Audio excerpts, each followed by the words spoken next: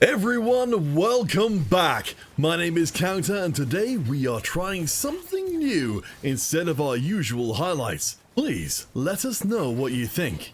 Today's video will be meta focused and I'll be delivering the info laid out by our set 14 challenger Fox to get you started in set 15.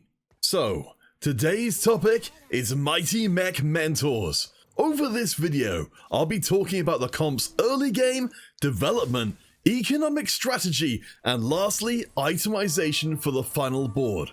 So let's talk early.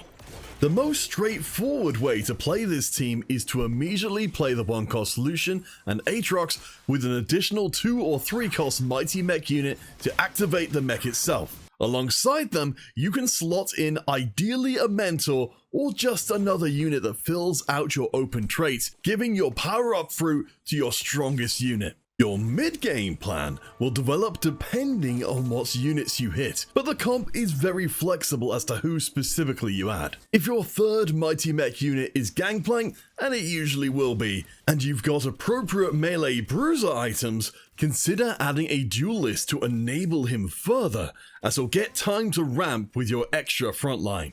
Another angle is if your Lucian is 2-starred and you have AP items, try adding a sorcerer like Cannon early on to enable him further, as Lucian does a surprising amount of damage when given the chance. Beyond that point, the tank itemization should be relatively flexible, and you can continue to build out your AD bruiser items on Gangplank or AP items on Lucian, bearing in mind ultimately Ryze will be carrying our AP items, Yone our AD bruiser, and Jarvan our tank setup. Now, onto economy. Broadly, you'll be looking to minimize rolling and save your gold wherever possible. It's totally fine to lose any win streak and ride things out in the early to mid game. You're only looking to ideally minimize the damage taken before stages 4-1 to 4-2, where you'll be pushing to level 8. Once you are at level 8, it's okay to roll down a bit and look for Jarvan and Ryze to help stabilize your team, but bear in mind you'll ultimately be looking to go level 9, so you'll need to keep your economy at least somewhat intact.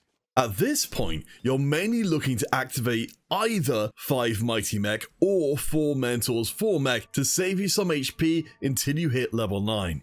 It's a long journey there though, so if your HP is good throughout level 8, it's best to greed. Save your money and hit level 9 after the PvE round. However, if your HP is bad, then it's best to level up to 9 at 4-5 or 4-6 depending on your money, ideally having at least 30 gold to actually be able to roll after leveling. Once you finally hit 9, your ending board again should look something like this.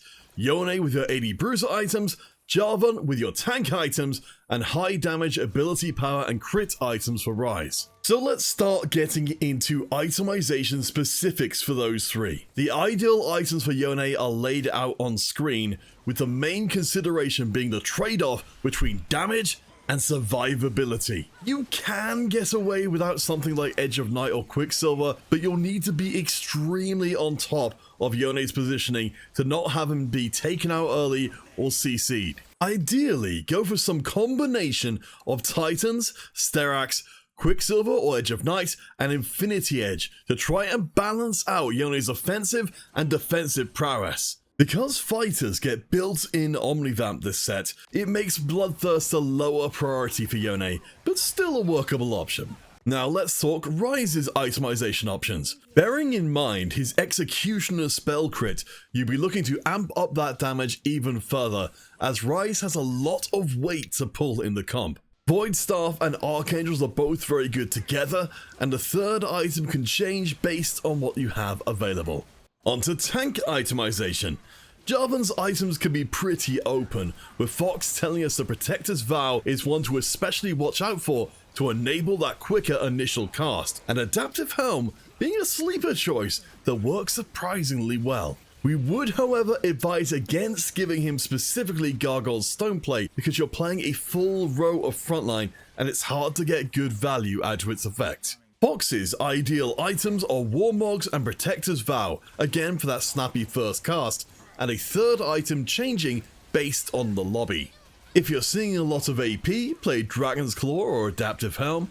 If you're seeing tons of AD, play Bramble Vest as you'd expect. And optionally, if you don't have anti-heal elsewhere, you can always play Sunfire Cape on Jarvan just to cover that base. That covers us for itemization, and we're almost done. So let's fill out those last pieces. Where should your power snacks go?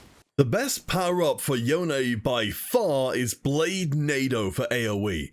But if you can't get it, then Final Boss also fine. For Ryze, the best power up is Ice Bender for extra CC and AoE.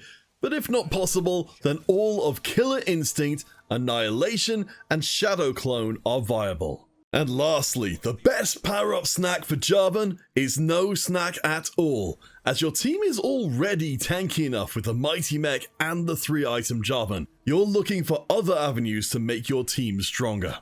So we've covered all the bases, and that's all for now, folks. Thanks to Fox for the intel, and let us know in the comments if you'd like to have more videos like this. We'll, of course, be keeping up our highlights videos as well, so keep an eye out for more of them dropping soon. Make sure to drop a like, subscribe if you're new, and we'll see you next time.